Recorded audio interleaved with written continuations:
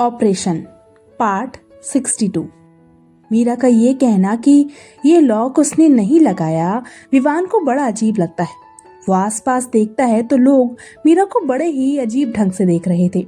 अचानक विवान को कुछ खटकता है। उसे याद आता है कि जब वो मीरा से मिलने यहाँ आया था तो दो लोग मनोज जी को धक्का देकर बाहर निकाल रहे थे। विवान ये बात समझ जाता है कि हो ना हो जितना कुछ सीधा दिख रहा है उतना कुछ सीधा है नहीं। वो आस पास अपनी नजरें दौड़ाता है तो पास में ही उसे एक ईंट मिल जाती है। विवान बिना देरी किए ईंट उठाता है और उसे ताले पर मारने लगता है। एक दो बार की कोशिशों के बाद ही ताला टूट जाता है।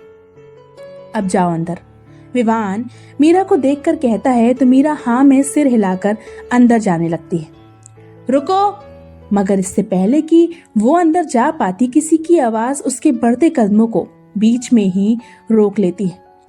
आवाज सुनकर मीरा और विवान पलट कर देखते हैं तो सामने उर्मिला खड़ी गुस्से से मीरा को घूर रही थी। तुम्हारी इतनी हिम्मत, मेरी इजाजत के बगैर तुमने मेरे घर का ताला तोड़ा? उर्मिला अपने दांत पीसते हुए कहती है तो उसकी बात सुनकर मीरा कहती है, आंटी पापा हॉस्पिटल में है, उनकी रिपोर्ट अंदर रखी है, मैं वही लेने आई हूँ। कोई जरूरत नहीं है, जब तक बाकी के पैसे नहीं दोगी तुम अंदर नहीं जा सकती और ना ही यहाँ से कोई सामान ले जा सकती हो। उर्मिला कहती है तो उसकी बात सुनकर मीरा चिढ़ जाती है। क्या दुनिया में पैसा ही सब कुछ है? इंसान की जिंदगी की कोई कीमत नहीं? आपको जो करना है आप कीजिए, पर मैं पापा की रिपोर्ट लेकर जाऊंगी। इस बार मीरा थोड़े गुस्से से कहती है। आखिर कब तक वो सबको प्यार से समझाए? मीरा की बात सुनकर उर्मिला हैरान हो जाती है। वो मीरा को अंदर जाते देखकर उसे रोकने के लिए अपना हाथ बढ़ाती है, मगर इससे पहले कि उर्मिला मीरा को छू भी पाती विवान बीच में ही उर्मिला का हाथ पकड़ लेता है। आहा, ए लड़के, हाथ छोड़ो मेरा! उर्मिला अपना हाथ विवान से छुड़ाने की कोशिश करती है, मगर विवान उसका हाथ नहीं छोड़ता। वहीं उर्मिला की बात सुनकर जब मीरा पलट कर देखती है तो विवान को उर्मिला का हाथ पकड़े देखकर कहती है, फेफ मीरू, हमें लेट हो रहा है, तुम अंदर जाकर अंकल की फाइल लेकर आओ। विवान मीरा की बात बीच में काट कर कहता है तो मीरा हाँ में सिर हिलाकर अंदर जाने लगती है। रुको, तुम अंदर नहीं जा सकती! मीरा को अंदर जाते देखकर उर्मिला फिर चिल्लाती है तो इस बार विवान गुस्से से उर्मिला का हाथ मरोड़ते हुए उसे देखकर कहता है, क्यों नहीं जा सकती वो अंदर? उसका सामान अभी भी इस घर में है। आह, छोड़ो मुझे, दर्द हो रहा है, ये घर मेरा है और इस लड़की ने अब तक मुझे किराया नहीं दिया। उर्मिला विवान को देखकर कहती है। उर्मिला की बात सुनकर विवान हैरान हो जाता है। उसका गुस्सा उसके दर्द में तब्दील हो जाता है। उसे नहीं पता था कि उसकी मीरू किन परिस्थितियों से गुजर रही है। उसे तो लगा था कि मीरा अपनी जिंदगी में आगे बढ़ चुकी होगी और खुश होगी, मगर अब जब उसे पता चल रहा है कि उसकी मीरू की फाइनेंशियल कंडीशन इतनी वीक है तो उसे बहुत तकलीफ होती है। किराया? कितना किराया है? विवान अपनी लड़खड़ाती आवाज में कहता है तो उर्मिला उसे देखकर कहती है, 9,000 अभी भी बचा है, क्या तुम दोगे मुझे पैसे? हाँ बिल्कुल, विवान कहता है और उर्मिला का हाथ छोड़ देता है। विवान के हाथ छोड़ते ही उर्मिला अपनी हथेली मलने लगती है जो विवान के पकड़ने मात्र से लाल हो गई थी। वहीं मीरा विवान को रोकते हुए कहती है, नहीं विव, मैं मीरू, तुम इन सब में मत पड़ो, जाकर अपना सभी जरूरी सामान ले लो, बाकी का मेरे आदमी आकर बाद में ले जाएंगे। विवान कहता है तो मीरा ना चाहते हुए भी अंदर चली जाती है। थोड़ी देर बाद विवान और मीरा कार में थे। विवान ने उर्मिला को उसके पैसे लौटा दिए थे और मीरा को लेकर वहां से निकल आया था। इस वक्त कार में सन्नाटा पसरा हुआ था। तुम्हें पैसे देने की जरूरत नहीं थी, पहले ही इतने एहसान कर दिए हैं तुमने। कार में फैले सन्नाटे को मीरा खत्म करते हुए कहती है तो उसकी बात सुनकर अब तक शांति से कार ड्राइव कर रहा विवान एकदम से कार रोकता है और मीरा को देखकर कहता है, एहसान?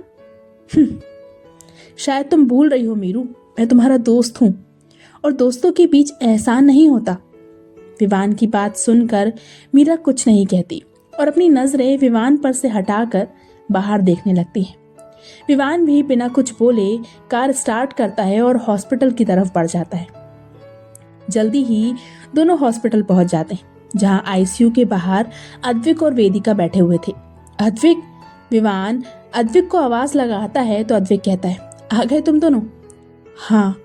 डॉक्टर आ गए? विवान पूछता है तो वेदिका कहती है, अभी थोड़ी देर पहले ही आए हैं, अंदर आईसीयू में हैं। वेदिका बता ही रही थी कि तभी आईसीयू से एक नर्स बाहर आती है और पूछती है, पेशेंट की मेडिकल रिपोर्ट? हाँ, ये है, कहकर मीरा जल्दी से रिपोर्ट नर्स को दे देती है। ऑपरेशन स्टार्ट हो चुका था। चूंकि मनोज जी को हार्ट प्रॉब्लम थी तो उनका इलाज कार्डियोलॉजिस्ट मिस्टर शरद बंसल कर रहे थे, जिन्हें अद्विक की मदद से जल्द यहाँ लाया गया था। सुबह होने को आई थी। आईसीयू के बाहर बैठे चारों दोस्त बड़ी बेसब्री से डॉक्टर के बाहर आने का इंतजार कर रहे थे। आखिरकार उनका इंतजार खत्म होता है और आईसीयू का डोर खोले डॉक्टरों की टीम बाहर निकलती है। डॉक्टर बंसल, अंकल कैसे हैं? अद्विक तुरंत डॉक्टर को देखकर पूछता है। ऑपरेशन इज सक्सेसफुल, पेशेंट खतरे से बाहर है, डॉक्टर बंसल अद्विक के सवाल का जवाब देते हुए कहते हैं। तो उनकी बात सुनकर चारों दोस्तों के मुरझाए हुए चेहरे पर रौनक लौट आती है। मैं पापा से मिल सकती हूँ? मीरा नम आंखों से डॉक्टर को देखकर पूछती है। अभी नहीं, वो अभी बेहोश हैं, शाम तक उन्हें होश आ जाएगा, तब आप उनसे मिल लीजिएगा, कहकर डॉक्टर बंसल बाकी डॉक्टर्स के साथ वहां से चले जाते हैं। वेदिका, मीरा अपनी आंखों में आंसू लिए और होठों पर मुस्कुराहट लिए वेदिका को देखती है तो वेदिका झट से उसे अपने गले लगाकर कहती है, अब क्यों रो रही है पगलू, अब सब ठीक है। थैंक्स अद्विक, अगर तू नहीं होता तो, विवान कहता है तो अद्विक उसे देखकर कहता है, चल हट, तेरे और मेरे बीच में ये थैंक्स की दीवार कब से आ गई? अद्विक की बात सुनकर विवान उसे देखकर कहता है, नहीं, मेरा वो मतलब नहीं था। तेरा क्या मतलब था मुझे अच्छे से पता है, अब ज्यादा बोला ना तो तेरा मुंह तोड़कर यहीं हॉस्पिटल में एडमिट करवा दूंगा। अद्विक कहता है तो उसकी बात सुनकर वेदिका और मीरा हंसने लगती है। वहीं विवान का छोटू सा मुंह बन जाता है। बहुत हो गया मजाक, अब तुम दोनों जाओ, मेरी वजह से खामखा तुम दोनों परेशान हो गए, मीरा वेदिका और अद्विक को देखकर कहती है तो दोनों उसे घूरने लगते हैं।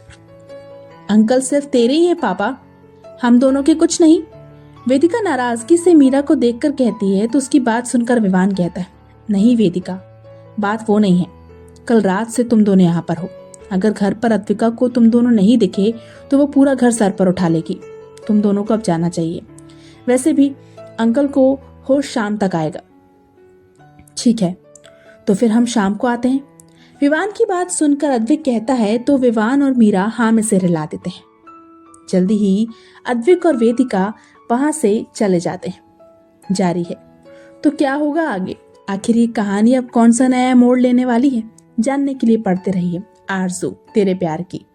आज की कहानी यहीं समाप्त होती है। प्लीज अगर आप लोगों को ये कहानी पसंद आ रही है तो मुझे सब्सक्राइब कीजिए, वीडियो को लाइक कीजिए, शेयर कीजिए। Bye bye.